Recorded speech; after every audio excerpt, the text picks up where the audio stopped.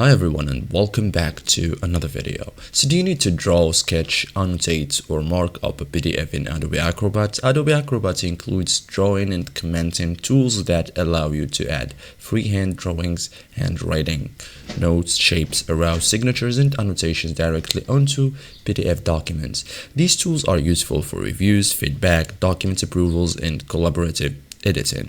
In this guide, I'll show you step by step how to draw on a PDF in Adobe Acrobat in 2026, simple and effective. So first thing, open the PDF in Adobe Acrobat, like launch Adobe Acrobat, open the PDF documents you want to annotate, review the page where you want to draw, make sure the PDF is not locked from commenting. Open the comment tool, okay, and select all tools, add comments, and then this opens Acrobat's annotations and markup tools. So most of the drawing features are located within the comments workspace. So select the drawing tools, like look for draw freeform or freehand drawing tool. Depending on your Acrobat version, it may appear as a pencil icon too. Like the freehand tool allows unrestricted drawing on the page.